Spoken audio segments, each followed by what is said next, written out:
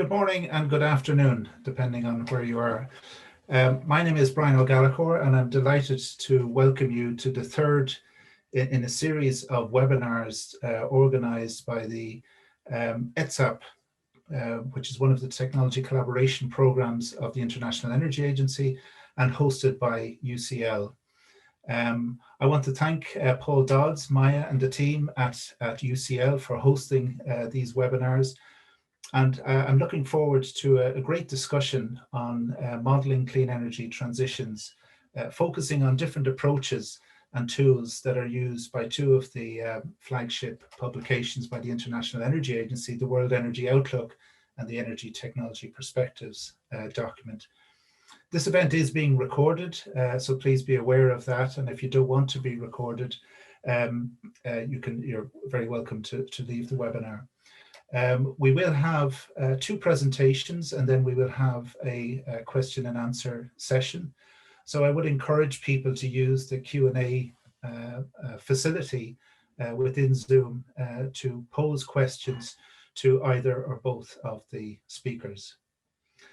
So just by way of introduction, for those of you who don't know about ETSAP, we're one of, I think it's 38 or 39 technology collaboration programs that the International Energy Agency facilitates. So these are partnerships focusing on different topics related to energy technology. So there's technology collaboration programs on individual technologies such as wind and solar and hydro and end use of energy. And within ETSAP, we focus on energy systems modeling. So we develop energy systems modeling tools. We provide training in those tools, and we support governments in developing policies based on energy systems analysis using these tools. The most used of these tools is TIMES, the integrated Markov-EFOM system. So as I mentioned, this is the third of our webinars. We had one focusing on VEDA 2, which is the user shell interface for using TIMES. And we had a second one focusing on how to build a TIMES energy systems model from scratch. So without further ado, we'll go straight into the program. So as I said, we've two presentations. We will have the Q&A session at the end of both of the presentations, and the presentations are complementary in that they focus on different modeling tools used in both of these publications that I mentioned, the World Energy Outlook and the Energy Technology Perspectives. The first presentation will focus on energy end use, and the second one will focus more on the supply side of energy. So I'm delighted to welcome two esteemed energy modelers from the International Energy Agency, Dr. Stéphanie Bouckaert, and she'll focus on modeling energy end use. And Stéphanie has been working at the International Energy Agency in the Directorate of Sustainability, Technology and Outlooks. She coordinates end use modeling and analysis for the World Energy Outlook. And she has further contributed to analysis on climate change, air pollution, energy efficiency, and energy access. And Stéphanie will give the first presentation. So Stéphanie, the floor is yours. Thank you very much, Brian, for the introduction. Thanks to ETSAP for inviting us, and many thanks to UCL for hosting that event. We are really delighted to be here today, even virtually. So before diving into maybe the WEO and ETP models, I would like to give a bit of background on the modeling framework we are using at the IAE. So we have various models for different time horizons, and of course to address different questions. And we try to put also big efforts to make sure that all these tools are, of course, speak to each other in a coherent way. So we'll start with the forecast, where we deliver the market report series with the 5-year steps. So this is a report that we have for each fuel, so coal, oil, gas, but also the hidden fuel, the energy efficiency one, and of course we have one on renewables. Then the second kind of reports that we have at the IEA is, of course, the World Energy Outlook, which has an outlook up to 2040, but we are looking also at more short-term issues, and that's why last year, given the pandemic, we have released a report on the sustainable recovery. And we have also a dedicated report looking at the CO2 emissions of the final year.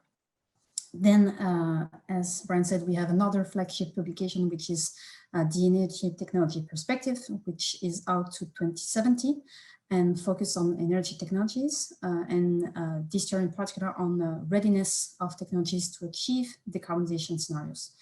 And since a few years now, we have a dedicated team working on system integration, so analyzing flexibility, market design to further integrate variable renewables energy in the energy systems. So we have, as I said, different tools. So let's focus now on the two main ones, which are the World Energy Model that feeds the numbers for the World Energy Outlook, and the ETP model. So the World Energy Model is a simulation model which focus more on scenarios based on policies, but there's still an important level of details regarding the technologies. Within the WEM, so within the World Energy Model, we also try to reflect some behavior components, so various signals like prices signals or income signals. And in this model, we divide the world under 26 regions on the demand side, so for end user sectors, transformation sector, and we split the world into 120 regions for the supply side, so when it comes to oil and gas and coal. On the other side, so the ETP model combines various sectoral models that are either simulation models or optimization ones, so the well-known times model that I guess most of you are aware of. And the scenarios developed within ETP tries to focus more on technologies and their deployment, but of course they are also in line with policies announcements and implementation. As I've said, so ETP provides a projection up to 2070 with an annual or 5-year time steps depending on the sectors. So in addition, as you can see on this slide, we have also tried to develop other tools, so all the electricity demand and all the electricity supply models to inform both ETP and WEO when it comes to further analysis on power system operation or renewables integration and demand side response. So we have also a lot of partners because we are focusing on energy, but there are also a lot of implications beyond the energy sectors. So first, pollution and health. So we work a lot with the EASA on air pollutants and premature death. We have also a collaboration with our colleagues from the OECD, so from the environmental division, to make sure that we have some feedbacks when it comes to macroeconomic. And since a few years now, we are also working a lot with KTH and MIT to get more geospatial analysis when it comes to access, energy access, in particular on Africa. And IE is also drawing on the expertise of a technology collaboration program that was mentioned by Brian. So there are a lot of programs ongoing about technologies, and of course, the ETSAP one on modeling. So let's have a look now at the more like the reference energy system that we have for both WEO and ETP, because our models are quite similar in a way because we have the same level of details. It's just that one, as I said, has an optimization framework, while the other one is a simulation one. So in terms of inputs, we have various socioeconomic drivers, such as population, GDP. So for population, we rely on the UN median scenario. For GDP, we rely on IMF projections and then until 2025. And then we have our own projections. Technologies, so we have a lot of technologies represented into our models. So we have all the parameters like you guys have within times, lifetime, efficiency, investment costs, operation and maintenance cost, and policies. So the policies assumptions that are different from one scenario to another. So at the bottom of these models, you have, of course, the service demand, the useful energy demand. So when it comes to transport, it's the passenger mobility, the freight transport, so passenger kilometers, a ton of freight kilometers. And so we have the MOMO model that is used within ETP and the WEM model that is used for WEO. So both of them are simulation models. And then we have on the building side, of course, the service demand that is needed for space heating, water heating, lighting, appliances, cooking. And on both sides, so rely on the long-term simulation models. So on the WEO side, this is fully integrated into the WEM, as all sectors are fully integrated into one model. And then finally, the industry sector. So the last one on the end use side, as agriculture is always included under buildings into our models. So on the industry side, ETP uses a times model for each of the industry sectors, while on our side, so we are still using a simulation model. So the industry is represented under WEM. And we have shared assumptions in terms of service demand, in terms of useful demand. So for industry, we have shared assumptions on the level of production of steel, of aluminium, of chemicals. So those are shared between WEO and ETP. We have also shared assumptions in terms of passenger kilometers or freight kilometers when it comes to transport, and likewise for buildings. So with all these end-use sectors, we have an amount of final energy that is needed to meet this service demand. So final energy split by fuels, so electricity, gasoline, diesel, natural gas, heat, hydrogen, biomass, and to meet this final energy demand, we have, of course, all the transformation sectors that are represented. The biggest one, of course, is the power generation sector, but we have also all the other sectors represented. So biofuel production, oil and gas extraction, LNG, CTL, GTL, all of these are represented within the transformation sectors. So on the ETP side, within the times framework, so that includes power sectors and also all the other transformation sectors. On the WEM side, so it's included also in the world energy model. Then on the WEM side, we have a dedicated supply model, as I said, where we have more regional disaggregations, and we have feedback loop between the supply model and the demand model to make sure that the fossil fuel prices are coherent between the two models, that with fossil fuel prices, we have a certain level of demand, of final energy demand for end-use sectors and also for the transformation sectors that can be met with the supply side with that level of prices. So we were talking about clean energy transformation. So an important aspect of our work is, of course, scenarios analysis. So as I've mentioned, we have different types of scenarios. The first one is the steps, the stated policy scenario, which used to be named new policy scenarios. So we have tried to rename it to make sure that everyone understood what was behind that scenario. So in this year's edition, which was quite particular given the COVID crisis, we assume that in the steps, the pandemic is gradually brought under control over the course of 2021.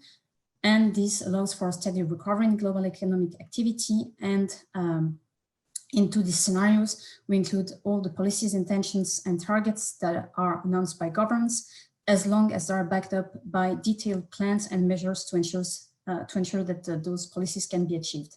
So if we see that there are no measures to make sure that those policies can be achieved, we do not include them into our steps. With this crisis, of course, we have also looked at an additional scenario, which is called the delayed recovery scenario, where we assume that we were maybe too optimistic when it comes to recovery into our steps, and we have a delayed recovery in this case. So when it comes to global CO2 emissions, in the case of the stated policy scenarios, we see that CO2 emissions in that scenario rebound to 2019 levels just before 2030 and remain roughly stable after that. So of course, this trend is far from meeting international targets, so it's far from being in line with the Paris Agreement, as it will lead to temperature increase of around 3 degrees Celsius. But this future is not set in stone, and this year is quite particular because countries are setting up policies and recovery packages to recover from the pandemic crisis. So this is a good turning point moment where we could see a different trend in the context of the energy sector. So we have an additional scenario which is called the sustainable development scenario, where CO2 emissions fall to 0 by 2070. So where temperature increase is well below 2 degrees and by the end of the century, and which is in line then with the Paris Agreement. The sustainable development scenario doesn't include not only CO2 emission target, but also has reach universal access to energy, so universal access to electricity and universal access to clean cooking, and also aims to reduce air pollution, which is an important aspect also because it causes a lot of premature deaths. So we have seen that a number of countries have started to have net zero pledges. So United Kingdom, New Zealand, but also European Union. So all these pledges are included into our sustainable development scenario. We have also recently heard the major statement made by China to achieve net zero emissions by 2060. And our sustainable development scenario is also in line with that announcement. But as you can see, between the steps and SDS, we are just halfway with all these announcements. And this is in line only with the SDS, so reaching a net zero level by 2070. So we need more rapid and more ambitious actions from everyone to make sure that we can be in line also with the SDS. Given that there has also been an interest on what it will mean for the energy sectors to reach net zero emissions by 2050 globally, which would limit the temperature rise to around 1.5 degrees. We have examined this issue into our two outlooks with different approaches. So in the World Energy Outlook, we have focused on the year 2030 to show the importance of actions for the next 10 years and how we could reach the level of CO2 reduction by 2030 to be in line with such a case. And on the TCP side, you may be familiar with the faster innovation case, which shows that achieving this level of CO2 reduction will need an acceleration in terms of deployment of clean technologies, and that we need also a faster R&D. So all of these were explored into our outlook. So as I said, another important area of our work is also about air pollution. This is an important topic for our work and analysis into our outlooks. And this is included especially into our sustainable development scenario, where you can see that we have an important decrease of pollutants and related premature death. So an important reduction of pollutants because you have also some policies that aim to reduce CO2 emissions that have also implications for pollutants. So the reduction of coal use in power generation, for example, in the sustainable development scenario, helps to also reduce SO2 emissions. In this case, cleaner transport, so relying on electric cars or fuel cell vehicles, further reduce NOx levels. And the biggest reduction is PM2.5, thanks to universal access to clean cooking, as an important part of PM2.5 emissions are related to the traditional use of solid biomass within households for cooking purposes. So, and this has, as you can see, also huge implications in terms of premature death due to indoor air pollution. So that's a bit of background of the kind of analysis and results that we would like to display with our models. When talking about end-use sectors here, so how do we represent that? We have more or less the same framework within the two models and within all end-use sectors.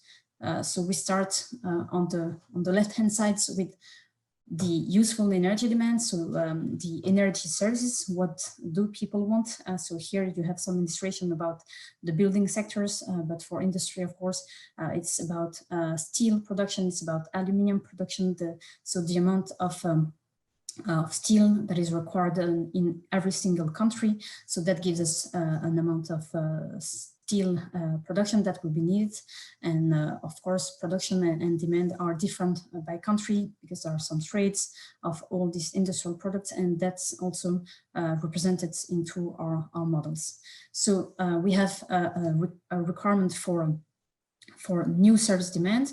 So we can answer maybe the question like, how big is the need for new equipment in the future? What is the useful energy demand in the future, and how much equipments need to be replaced? Because of course, all the technologies have some lifetime, and there is a need to fulfill the new useful energy, but there is also a need to replace old technologies. So once we have the useful energy demand, we have a technology allocation. So on the industry side for ETP, this will be done with the optimization. So based on the cost and efficiency, depending on the constraint that you will put into the model, so depending on the scenario clearly, and with the simulation tools. So the technology allocation uses a least cost approach, so with the variable distribution based on the specific cost of each technologies, so using the investment cost and the fuel costs of each technology. And this variable distribution will give us how each technology how much, what is the share of each technology to fulfill the new service demand, so in terms of sales every year. We also put some boundaries to reflect that there are some market failures. So if we take the example of lighting, a few years ago, LED were already very competitive with halogens and incandescent light bulbs. But we were clearly seeing with the current sales that people were still continuing to buy incandescent light bulbs. So we had to kind of force our model that we see still some sales for incandescent light bulbs. Fortunately, this trend is being reversed, and we see clearly now that LED are representing the bulk of the market. So we have also boundaries to reflect energy policies. If there is a clear energy policies that says that you need to have, let's say, 20% of your car sales needs to be electric, then we force the model to represent that if the policies is, of course, backed up by specific measures, as I've said. So that gives us the technology allocations. So with the efficiency of each technologies, we can have the final energy demand for each sector.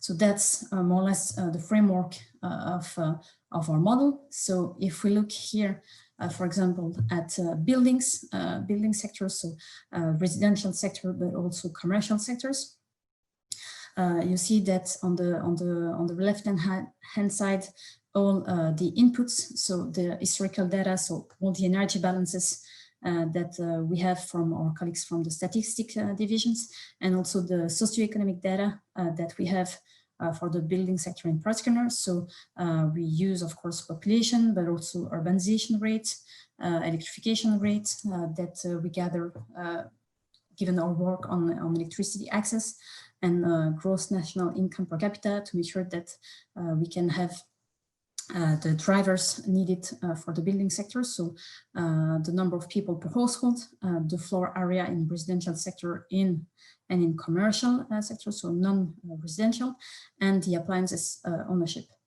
For all of these, so household occupancy, but also floor area, we have some logit function to represent how this can grow in every single sector, in every single country.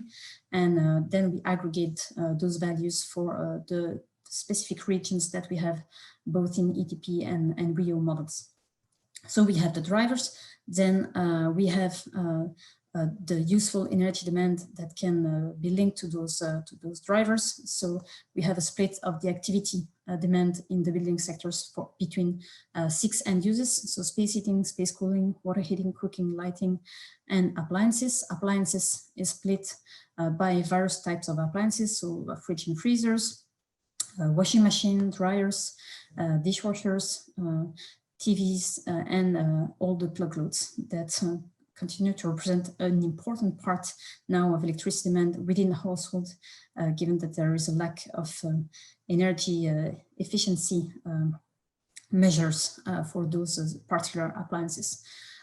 Then we have, for the technology allocations, various inputs. So could be market share if there is a policies to force that, the efficiency of the technology, the lifetime of the efficiency, but also for the building stocks. So that will be linked to space heating and space cooling, the energy intensity of new construction, if there is any buildings energy code to reflect that.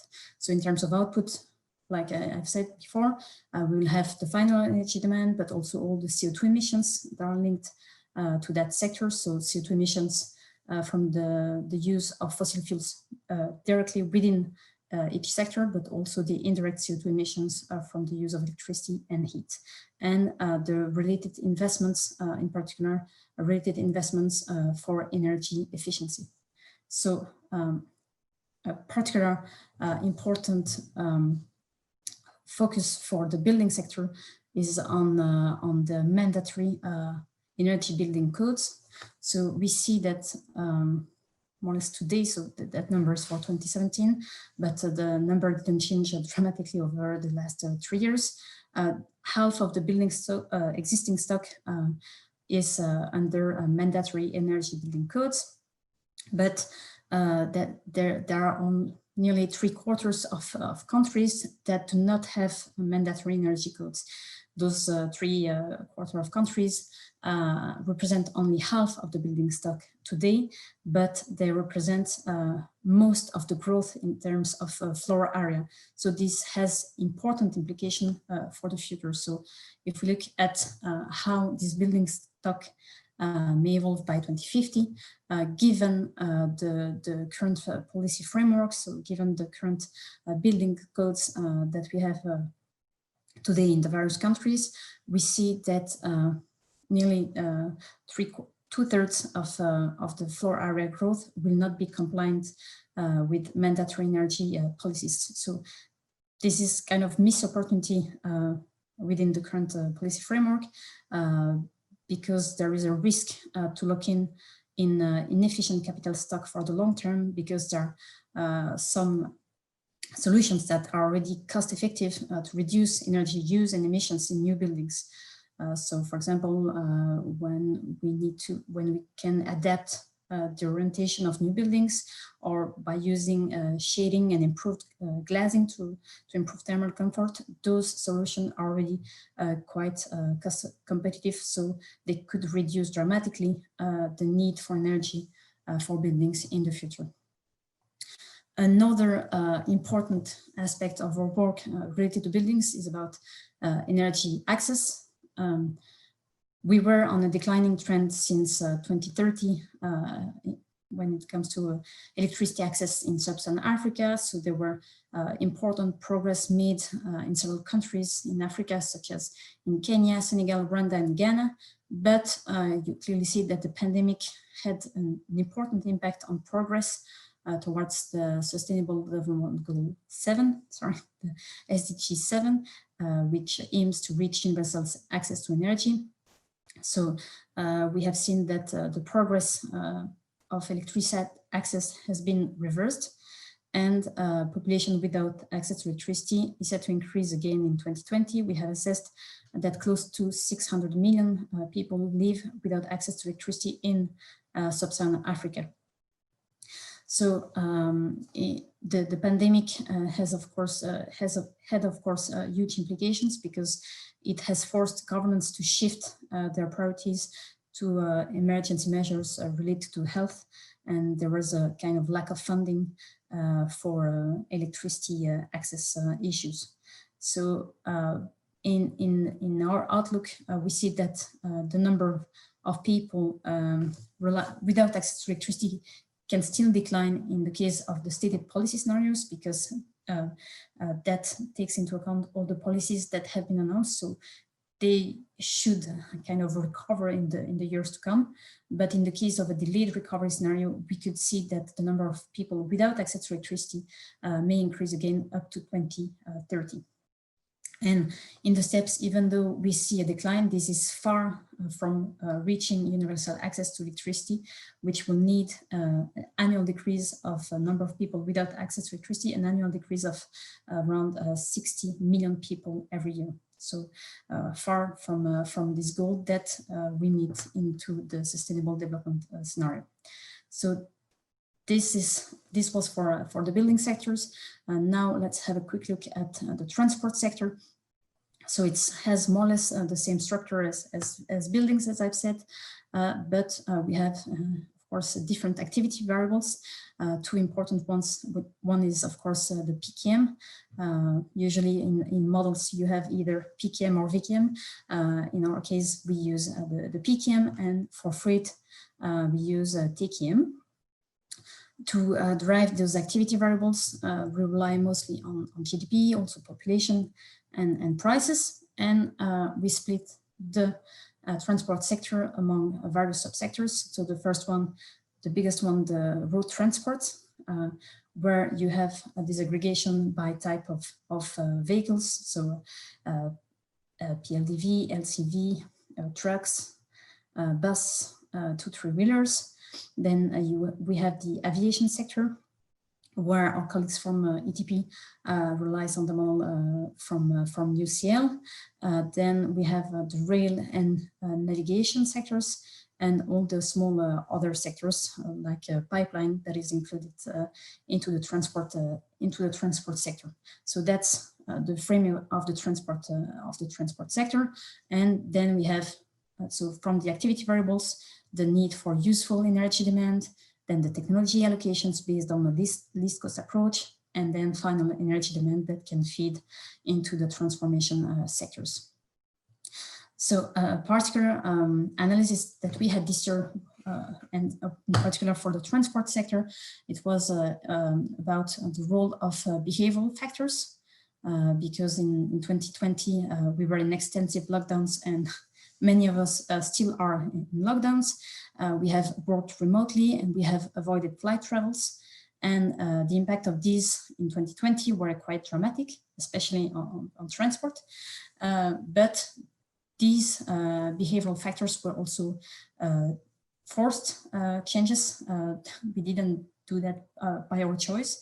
So some of these factors may stay with us, but some are likely to be short-lived, and as we will recover from the crisis. So we have tried to assess whether these behavioral factors may have implications in the future and up by 2030. So traditionally, two main drivers have played a main role in curbing oil demand for transport. So energy efficiency and fuel switching. So fuel switching to electricity, to natural gas, to biofuels, and more recently to hydrogens. And these factors still play a major role in offsetting the activity growth for the transport sector. But behavioral factors have played an important role in 2020, but in our outlook, they play more a minor role, because you have some behavior factors that have implications and that aims to reduce oil demand. So, for example, increased teleworking, fewer business flights, and delayed new car purchases, which reduce oil demand. But there are also some countervailing elements. Despite the pandemic, we see that people continue to favor buying larger cars, such as SUVs, and that they tend to use more their private cars instead of relying on the public transports. And this, together with the delays of replacement of the old cars, could actually push up oil demand, leading in fact to a net increase of oil demand in the transport sector. So it is a bit too soon now to brace for big decline in longer term energy demand due to behavior factors. but this is only with the current policy context. Of course, we could see something a bit different. There could be a role for behavioral factors, and this is something I will explain in a few slides.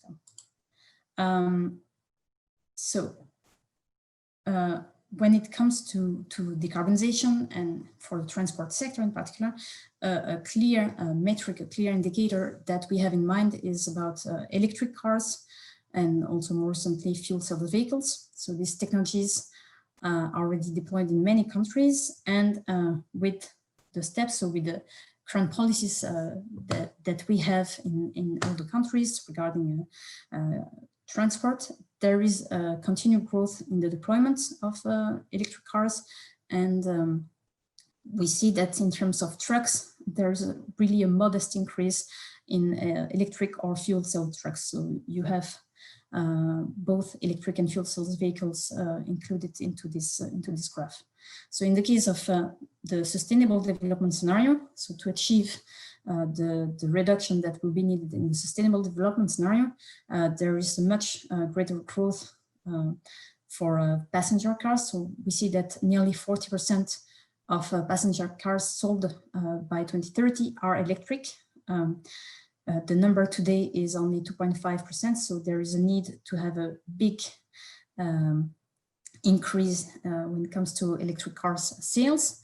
And in the case of the net zero 2050, so the scenario the case that looks at achieving net zero emissions globally by 2050, and which is in line also with the faster innovation case done by ETP, over 50% of passenger cars sold in 2030 are electric. So we see also that there is an even bigger difference in trucks, where we need a big scale up for electric and more importantly of fuel cells trucks by 2030. So in the next years to come, this is quite important. Of course, this has also important implications for battery manufacturing capacity, which will need to double every 2 years. And hydrogen production and distribution infrastructure will also need to ramp up substantially, but Uwe will come back to that later on. Finally, the final big end-use sectors that we have in both models is industry. So in both models, we have 6 subsectors for industry: aluminium, iron, steels, chemicals and petrochemicals, cement, paper, and all the others. So the heavy industry sectors represent more or less 2/3 of CO2 emissions, and the light industry, the remaining part. So for all the heavy industry sectors, we use the production of industrial products, so aluminium, steel. We have a model shared between ETP and WEO colleagues, assessing the demand of each of these industrial products, and then the production for each country and the trades that can be done within each country. So to make sure that the production, I mean, the energy demand is linked to the production and not to the demand for each country. For industry, an important aspect is also about the capacity. So how we can meet the future demand, the future production of cement, of iron and steel. So this was done by our colleagues from ETP to check what was the age of all the capacity production for industry, because this has important implications also when it comes to decarbonization scenario. It is important to look at new capacity, but there will be also a clear need to make sure that we can retrofit our existing stock. We have done some analysis which shows that CO2 emissions from today's infrastructure, so all the buildings that exist today, all the industrial capacity that exists today, if they were operated as in the past, that will already lock in around 1.65 increase of temperature by the end of the century. So when it comes to industry, here you can see that the fleet is quite young, and this is a similar issue with many heavy industry assets. Here, so for example, cement, which constitute about 7% of global energy and industry-related CO2 emissions. The plants that generate the emissions in these sectors have a typical lifetime of around 40 years, but the average lifetime that we have on is about 15 years. So there is an issue when it comes to a full decarbonization scenario where we need an amazing reduction already in the next 10 years. However, we don't need to wait for the end of the lifetime of this industry, because typical investment in industry is about 25 years in these sectors, which kind of offers a window of opportunity for the decade to come to make sure that we can reduce emissions from the existing infrastructure. But of course, if in the next decade the investment required for those plants is missed, and if key technologies such as hydrogen or CCUS are not available at that time, then these plants could continue to emit for another couple of decades to come. Then finally,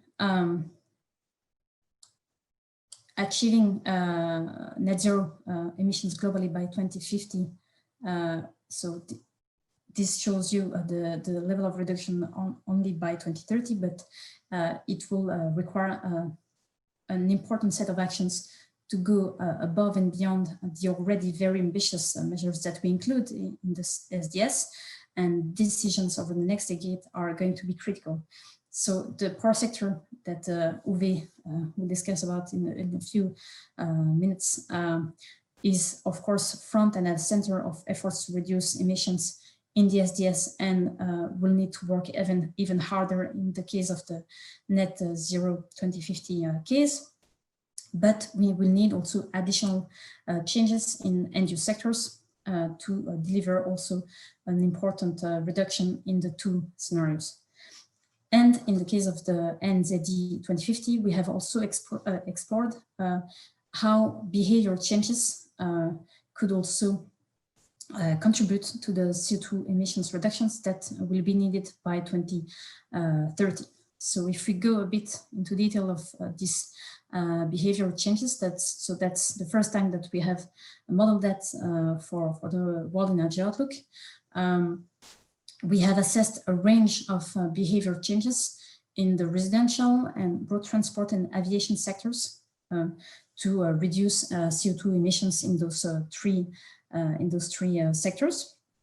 Most of the behavior changes in the residential sectors have no structural barriers to their adoption, and so they could happen fairly quickly. In contrast, many of the changes that we have assumed in the road transport and in the aviation sector would need the support of infrastructures such as cycle lanes, because we are suggesting to use more cycling rather than private cars, or high-speed rail when we are suggesting to use a train rather than a plane for a short trip. So we will need to build this infrastructure in the next decade to come. So we estimate that 60% of the emission savings in 2030 could be supported or influenced by government policies. So there is a strong need to make sure that the policies can back up those measures. So a few examples here in the residential sector. An important part could be done by adjusting the domestic heating temperature or the domestic cooling temperature. In terms of transport, an important area where we could save some CO2 emissions is by reducing the driving speed. For aviation, it's a dramatic reduction, but it's suggested to reduce long-haul flights for leisure purpose by 3/4.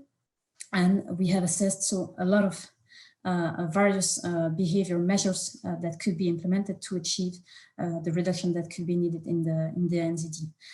Of course, there are some cultural preferences, there are some affordability issues, there are some personal welfare that will be key in determining where, when, and to what extent these changes could happen in every single country. So it should also not to be forgotten that there are many parts of the world in which these sorts of behavior are simply not relevant. So when it comes to electricity access, as I've said, there are a lot of people that still don't have electricity access. You still have 2.6 billion people that rely on traditional use for cooking.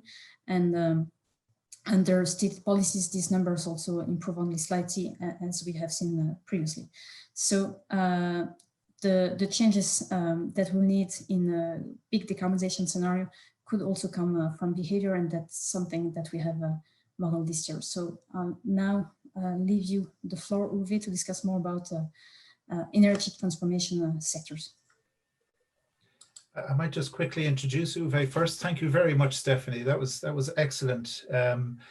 You described very well the modeling frameworks that you used. I was particularly interested in that last piece, that new element, as you mentioned, on the behavioral side. And there's been a lot of interest and focus in discussions on that, and there's questions coming in on that. And just to the audience, thank you very much for the questions that are coming through, and please keep them coming. I'm delighted now to pass to Dr. Uwe Remme, who I've had the pleasure of knowing over the last number of years. He's the IEA Secretariat member of the ETSAP Technology Collaboration Program, and he has extensive experience in energy modeling. And Uwe will talk about the modeling of the energy transformation sectors, so focusing more on the supply side analysis. And this draws on his more than 15 years in energy systems modeling and analysis. So Uwe, I'm delighted to hand over to you. Yeah, thank you very much, Brian, for the very kind introduction. And yeah, hello to everyone. So I will talk a bit. I mean, Stephanie very well explained what we're doing on the end use side. And I will try to give you at least a bit of impression how we model and what we do on the transformation energy conversion sectors. So what I mean by that is basically everything between primary energy and final energy demand. So if you look at the conversion sector, I mean, a large part of it is actually today the power sector, which is responsible for 40% of global energy and process CO2 emissions. And therefore, decarbonizing electricity generation is, of course, first step in the transition to a clean energy system. At the same time, however, also low carbon electricity enables the opportunity to further decarbonize the end-use sector by increasing electrification. And if you look at today's situation, around 20% of global final energy demand is coming from electricity, and in our sustainable development scenario by 2070, excuse me, we see roughly that almost 50% of the final energy demand could be covered by electricity. So electrification is, of course, one of the main measure for decarbonization.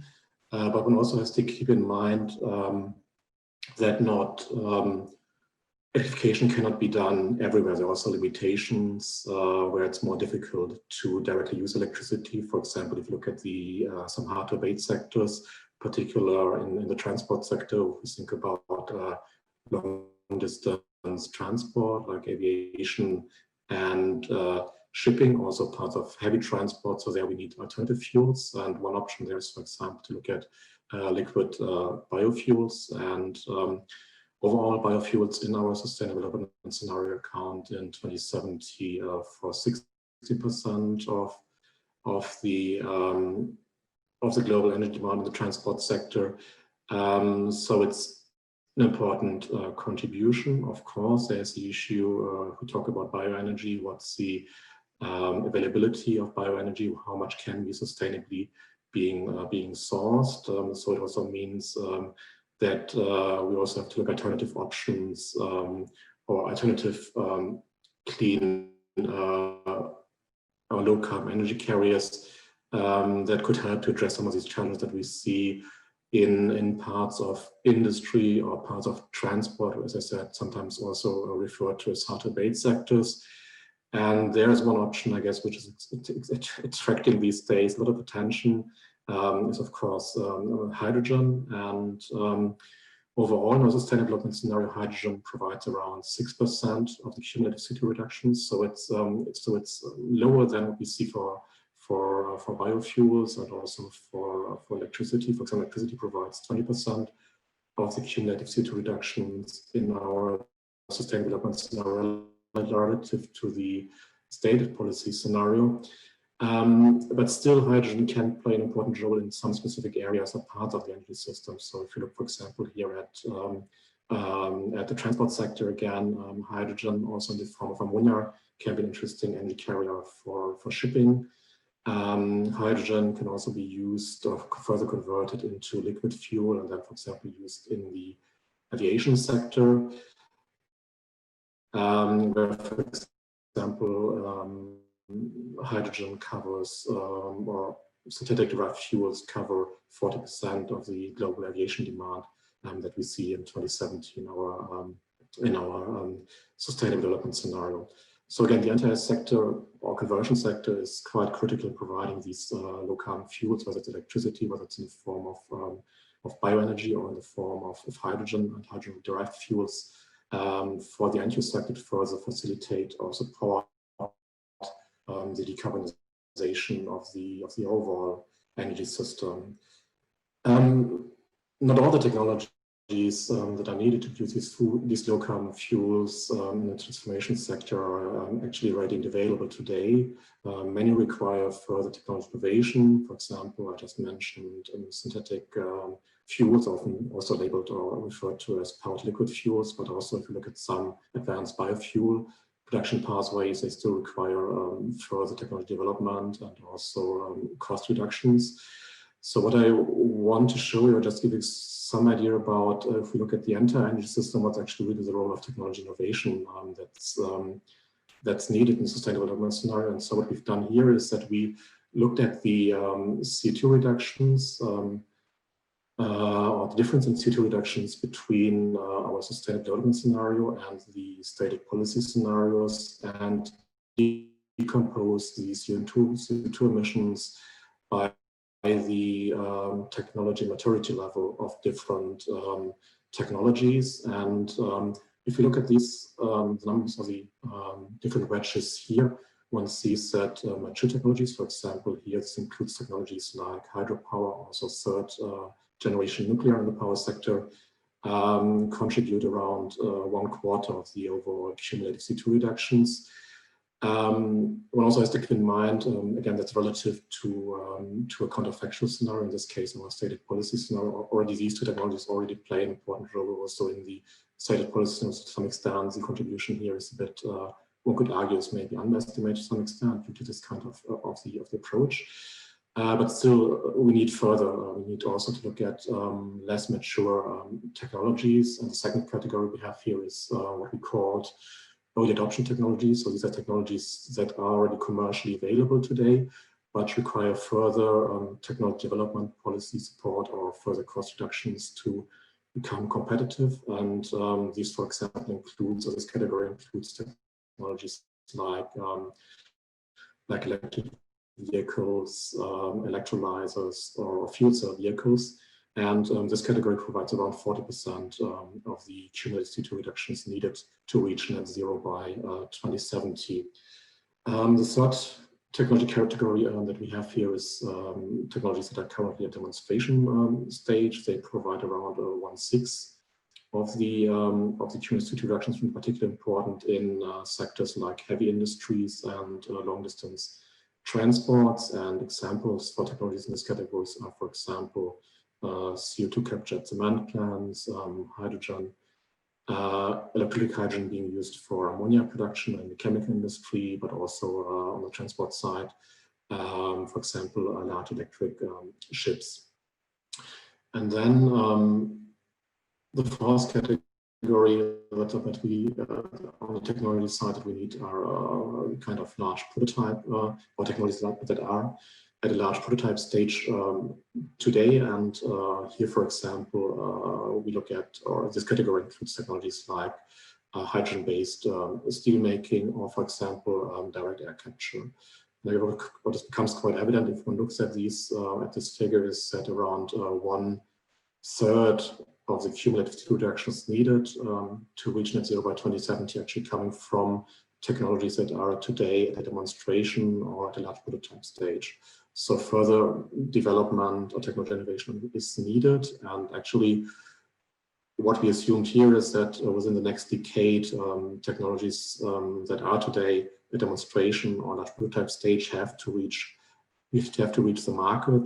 So it means really that there's a strong push needed for these technologies in terms of further developing technologies, but also bring them to market, and then also further rapid scale up in their deployment over the next 5 decades. So it's really, as you see, reaching net zero by 2070 also relies very much on technology innovation to bring many of the technologies that are maybe available are in a way available today, have been developed, need further development and further cost reductions and further scale up to reach net zero by 2070. To inform our technology analysis and modeling, we have developed what we call the ETP Clean Energy Technology Guide, which is covering almost 400 clean energy technologies across the entire energy system. What you see is a very rough sketch, very fuzzy sketch, but basically we also developed an interactive guide for these technologies on our website with information on the technology readiness level of these technologies, on the cost and performance improvement targets for these technologies by different governments or research organizations, and also relevant projects for technologies and leading players or actors in the field, shown, for example, here for the example of PEM electrolyzer cells. For the development of this guide, we're very grateful for information we received from experts in academia and industry and governments, including also the expertise and knowledge of the IEA technology creation programs, or short TCPs, with ETSAP actually being an example of such a TCP, in which researchers and experts from around the world collaborate on specific energy topics. ETSAP apparently on the topic of field of energy modeling, but there are altogether 38 of these TCPs working on different technologies coming from renewable energy technologies over end-use sectors, for example, energy efficiency, fuel cells, also hydrogen, and also some TCPs in the field of fossil fuels. So it's a very rich network on expertise that we also use for our technology analysis and modeling work. So how do we model the energy conversion sectors? So what's shown here is the kind of sketch or schematic of the model structure, and based on a given final energy demand, the model for the conversion sector determines the least cost solution to cover these demands. The model describes therefore transport distribution of energy carriers, and then the actual production or conversion of these energy carriers, like power generation, refineries, and also alternative fuels. Model inputs, I guess it's very similar. Stephanie talked already about it. Of course, the technical and characteristics of technologies, but also the assumptions related to, on the primary energy side, related to fossil resources, their costs, renewable energy potentials, for scenarios, assumptions about CO2 constraints or CO2 prices, and for the power sector, information related, for example, to electricity demand load curves. A typical result that we get out of this model are then information about energy flows, CO2 emissions, information on capacity developments, prices of energy carriers, overall investments, and so on. So yes, it's kind of typical information that one gets out of energy system model. In the following, I would like to focus on two parts of the energy conversion sectors, so having a look at the power sector and then on hydrogen. Looking at the power sector, the decarbonization strategies and technology choices to decarbonize electricity are of course, or can of course differ between countries depending on the current conditions, but also the opportunities a country or region has. But a common element is, or that we observe, is that renewables will be a central building block of a clean power system in the future. Particularly also very renewable. So we talk here about solar PV and wind. They are both becoming a major source of electricity generation. So on average, in our sustainable development scenario, we see that solar PV and wind provide around or almost 60% of global electricity generation in 2070. And in some regions, the share or this annual average share is even higher. So for India, it's almost reaching 70%. So again, the renewables play an important role, or can play an important role in decarbonizing the electricity system. But it also raises questions like, how can the electricity system operate in such high shares of the renewables? What are the flexibility needs? And to answer these kind of questions, we've developed or linking our long-term power sector models in WEO and ETP with the dispatch models. What is shown here for ETP, we use a kind of extension of the times model, which allows to include operational constraints into a times model. On the WEO side, there's a similar operational or dispatch model has been developed, and we also use more dedicated dispatch model for some analysis, which is a Plexus model. So we've got kind of different tools how we look at these some of these operational questions. And of course, I mean, we're using here in the case of ETP, using times, and of course, very grateful from all the support and development done within the ETSAP TCP on the modeling side. So again, we're very much grateful for this and directly benefiting from these developments in our technology analysis.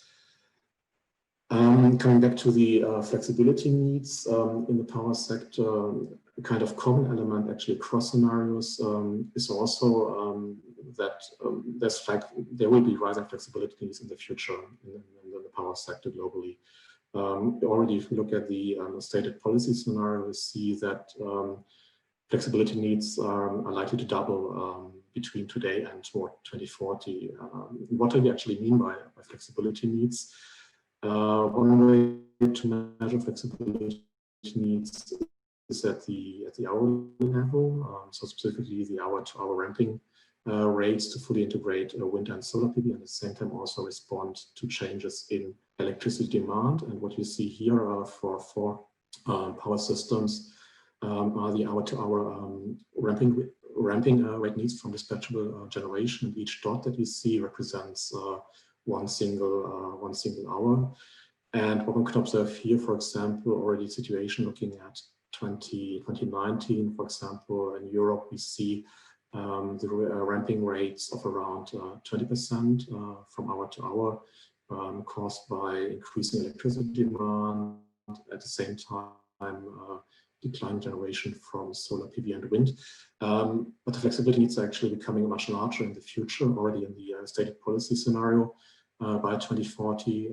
So we see here across different systems, roughly an average an increase or doubling of the flexibility needs. And even in some systems, if you look at, for example, on the right side, if you look at India, you see even there, in some cases, increases or ramping rates from hour to hour of more than 50%. So again, there's already in the stated policy scenario, due to the uptake of our renewables, already increased flexibility needs. The good news is in a way that technology solutions are available to address these flexibility needs. So the first one is within the power sector itself. Look at variable generation from dispatchable power plants. Can be fossil based power plants like coal and gas, but also low-carbon electricity generation technologies like nuclear, hydropower, but also bioenergy or solar thermal power plants. Then further flexibility options are the electricity grid by increasing the balancing area, and that way balancing out differences in supply and demand of electricity. And further options are then demand response, so including also flexibility on the end-use side, and also storage, electricity storage, for example, battery storage, which are attracting a lot of attention these days. Just a quick look at one of these flexibility options, which are the transmission grids. If we look at, I mean, today already we see that we have globally millions of kilometers of transmission lines, integrated network infrastructure available, which are supporting already the transformation of electricity systems around the world and helping to integrate more and more variable renewables. But we also see, again, in this stated policy scenario, the need for further expansion of the grid. In total, around, we estimate over the next decade, a need for 60 million additional kilometers of transmission lines. That's an increase of 80% compared to what we've seen over the past decade. Yeah, to realize this grid expansion, and at the same time also look at needs to, for example, digitalize grids, we need really increased investments in grids in the future. And there is a potential risk if we look at particular developments in the first half of this year during the pandemic, that the revenues for grid operators have seen significant reductions. And that puts to some extent at risk the investments in transmission grids, so reducing cash flow of grid operators, and potentially could lead to delays or insufficient investments in grids, which also could have then significant implications on electricity security. And to address that, in some parts or in some areas, we might need regulatory reforms to ensure that there's sufficient cash flow and timely investments in transmission grids. Otherwise, as I said, it puts at risk energy security, but also in the longer term, the pace of the clean energy transition and the decarbonization of the power sector. So that was a quick glance at the power sector. Now I want to talk a bit about hydrogen. I already mentioned at the beginning the role hydrogen can play as low carbon energy carrier in our sustainable development scenario. And what you see is basically, again, we see globally looking at the final energy demand for hydrogen or demand for hydrogen, we see a huge or rapid increase in global hydrogen demand. The transport sector, as mentioned before, is one source or destination for this hydrogen, particularly in transport modes like aviation and shipping. Hydrogen already plays today an important role in the chemical industry as a feedstock, but the hydrogen is being produced today from fossil fuels. In the future, there's a need to replace or substitute these fossil-based hydrogen without CO2 capture with low-carbon hydrogen, which can be hydrogen from fossil fuels in combination with CO2 capture, but also hydrogen being produced, for example, from low-carbon electricity or from renewables. And there's also opportunity to use hydrogen in other parts of the industry sector, for example, as a reducing agent in steel production. And hydrogen can also play can play a role in some regions in the building sector, replacing their natural gas, and which would allow to use continue using the existing distribution grid that has been developed for natural gas in cities and municipalities. And hydrogen can that way also be an alternative or complement heat pumps in the building sector, particularly again looking at the impacts on the overall electricity system, that we're reducing, for example, electricity system peak loads and investment needs on the electricity side, particularly in regions where we have a pronounced strong seasonal pattern of heating demand. So there, having hydrogen as an alternative or complement can help to reduce the stress on the electricity system. And how is this hydrogen being produced? We see in our sustainable development scenario, we see that basically by 2070, all of the global hydrogen demand is coming, global production is coming from hydrogen, from natural gas combined with CCUS, and around 60% is coming from low carbon electricity via water, and then via water electrolyzers. And there we see basically a rapid need in the scale-up of electrolyzers. So there we see the need or installed capacity in 2070 of around 3,300 gigawatts of electrolyzers. And just for reference, today the installed capacity in 2019 we estimated was around 0.2 gigawatts. If you want to use hydrogen, as I've shown you before, and at the same time, it's also application, the increase in production for hydrogen from electrolyzers has also implications on the electricity demand. So we estimate in our SDS, or here we would need around 14,000 terawatt hours of electricity, which corresponds to around 20% of global electricity generation at net zero in 2070. How have we modeled the hydrogen production? So what you see is basically the structure of the hydrogen production, which we've split in two parts. One is the production of merchant hydrogen from different technologies, and the second one is the on-site production of hydrogen at refineries.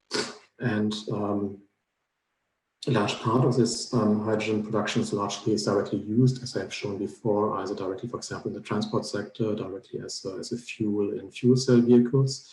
But we also, as I mentioned before, have to convert part of the hydrogen in other energy carriers, and in the case of producing synthetic hydrocarbon fuels, we also need CO2, and this CO2 can come from different sources. So it could be fossil CO2 captured at fossil power plants, for example.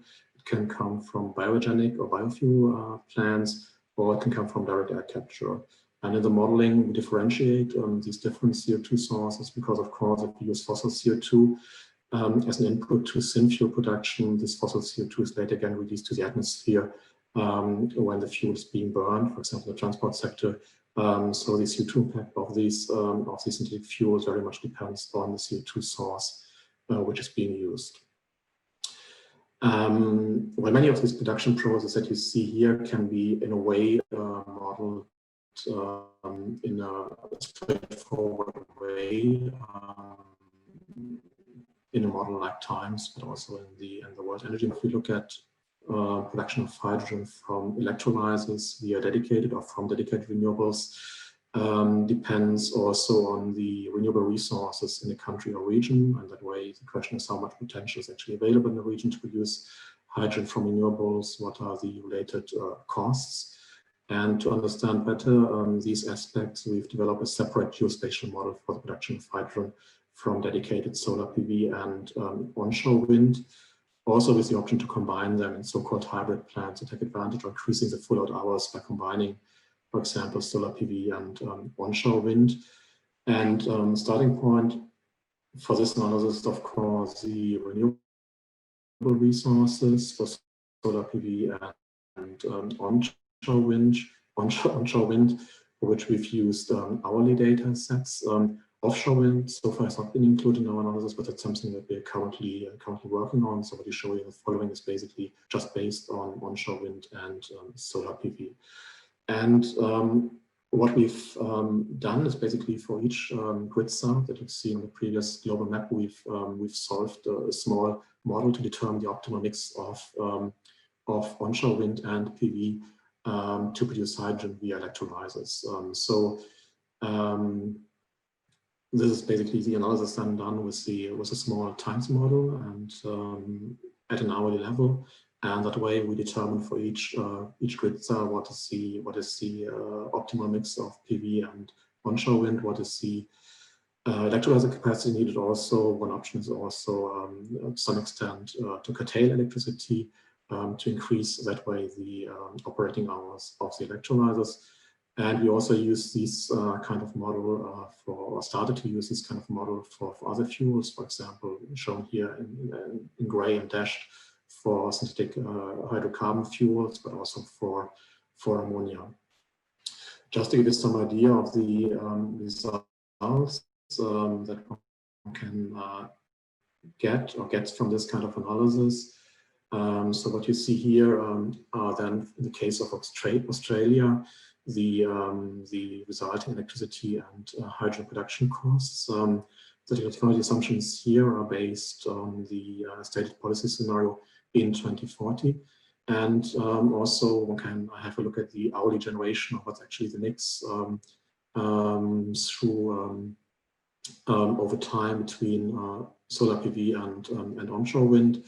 And that's shown here for a month in January. And one sees here that, for example, also curtailment to some extent or to a certain degree is an economic option to increase the utilization rate of the electrolyzer, and that way reduce the overall hydrogen production costs. So yeah, we use this kind of analysis to then derive supply cost curves for hydrogen from dedicated renewables, and there we take into account and also exclusion zones. So it could be areas, for example, which are nature reservoirs, could be areas that are used for other purposes where it's not possible to build solar PV and wind, like urban areas. And we also, it's also possible then to take into account constraints, for example, related to water access. So for example, this example, the production of hydrogen from renewables is limited to coastal areas. And take into account these exclusion or these exclusion constraints, but also potential water constraints, one can derive supply cost curves for renewable hydrogen, which are then implemented into the model of the transformation sector, not directly as a supply cost curve, but rather going back into the mix of solar PV and wind that we see along this supply cost curve to then kind of mimic this our hydrogen production model for the production of dedicated renewable hydrogen. So that was kind of very brief glance at some parts of our modeling of the energy transformation sectors. Maybe we can touch upon other parts during the Q&A session. So I would just like to conclude a bit what you presented you now on the modeling of WEO and ETP. The common element in really both models is that they are kind of bottom-up technology-rich models that we use for analysis.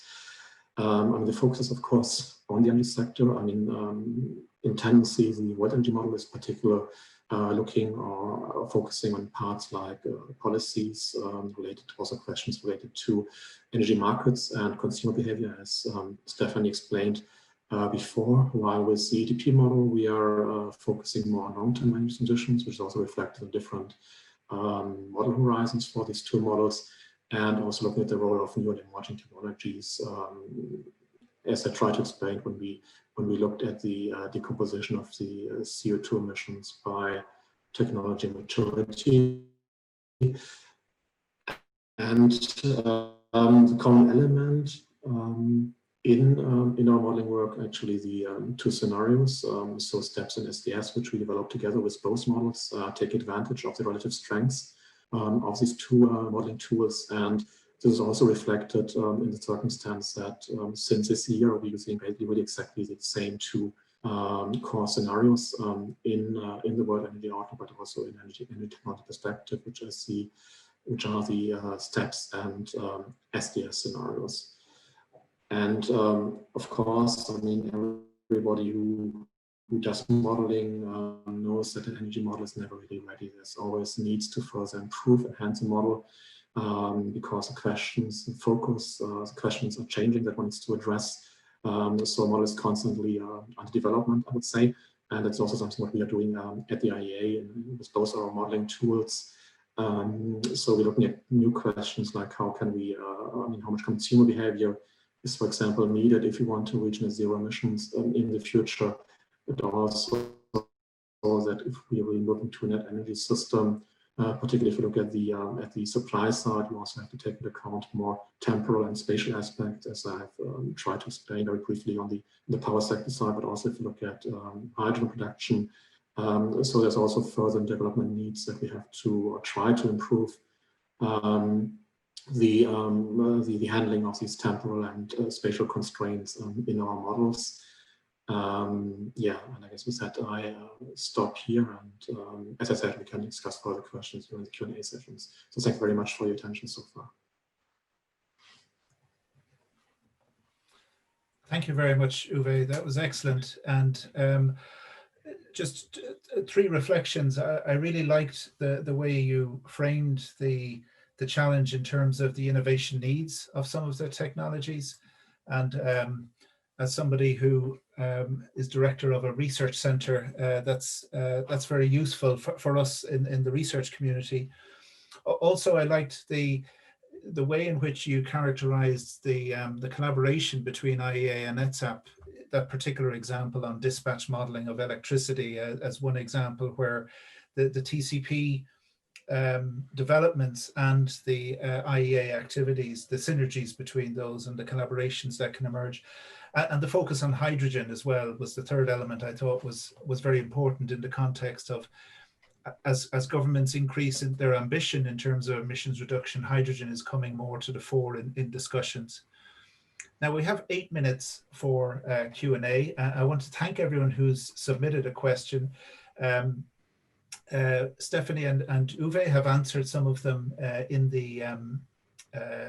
written form, and actually some of the other questions have also been answered in some respects during the discussions. So I might just pick out a couple for each of you if that's okay.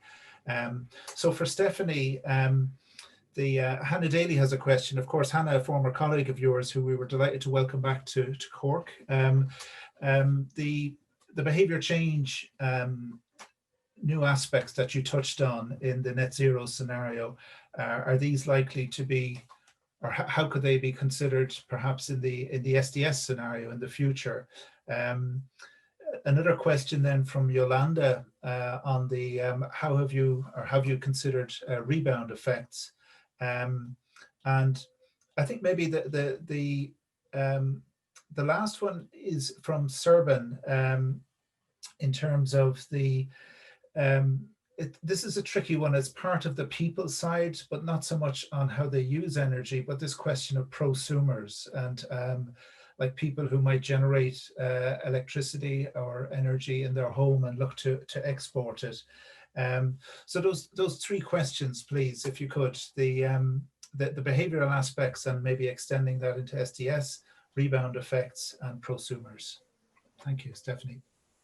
Thanks, Ryan. So the first question on the behavior aspects on this, yes, I will be quick.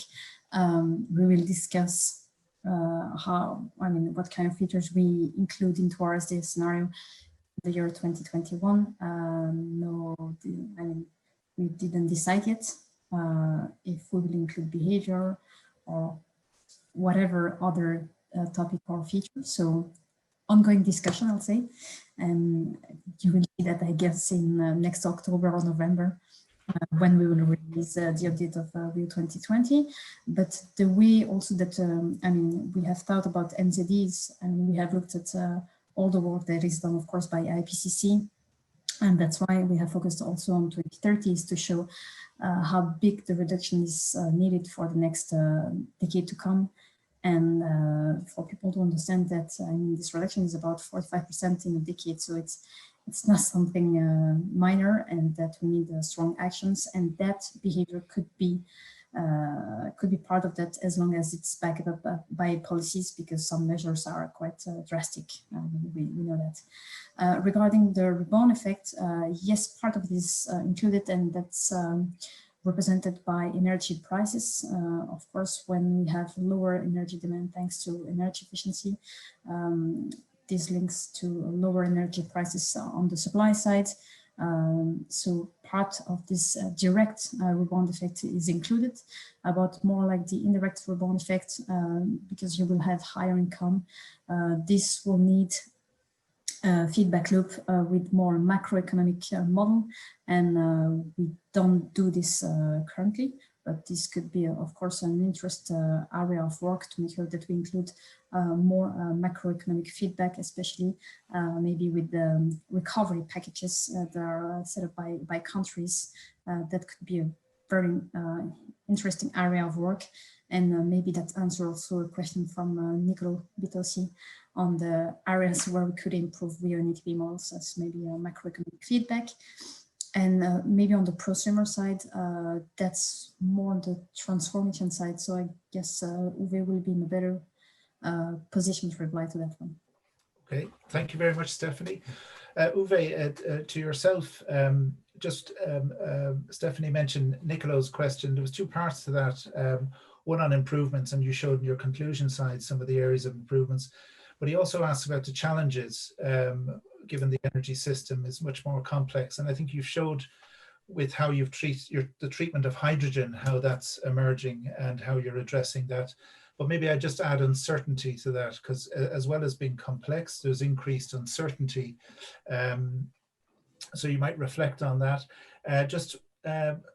There's some specific questions then in terms of things like plastic recycling processes and the energy intensity of those, and how are things like that captured in the model. The use of green ammonia to power, so this feedback loop into the power system from green ammonia and hydrogen, and then maybe if time allows, the sources for biofuels.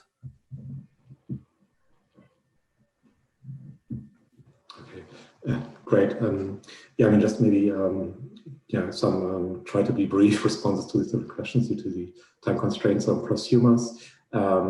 Yeah, we started to look, we looked a bit not in the context of the large overall energy system models at this aspect, but again looking more at more dedicated smaller models where we looked at let's say electricity storage behind the meter for residential homes. What is the opportunity there? How would these kind of investment decisions between PV and behind the meter storage change depending on the tariff system? So it's something we started to explore more with kind of hourly dispatch type of models, just looking at these smaller systems.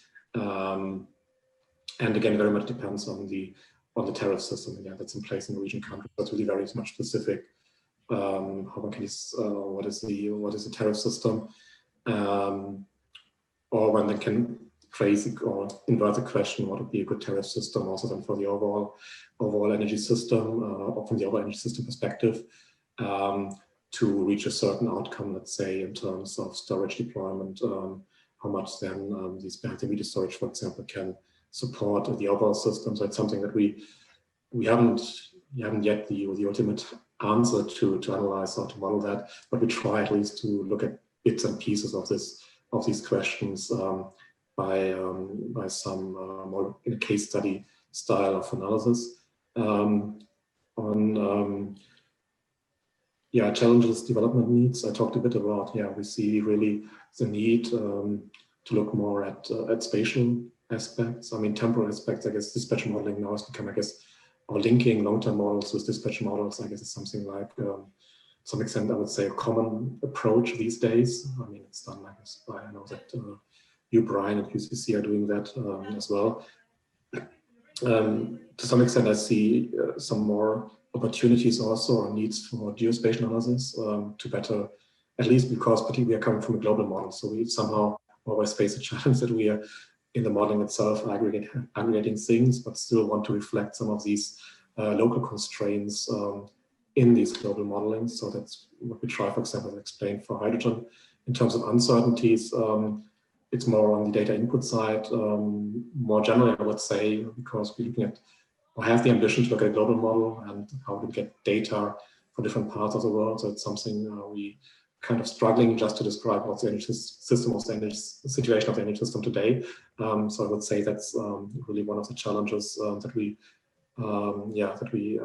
struggle with, or that we try to address as best as possible by collaborating also with countries bilaterally, directly in discussing the clean energy transition strategies for different parts for countries. So we have a dedicated program for that. So it's our clean energy transition program, short CETP, where we collaborate with countries like China or India.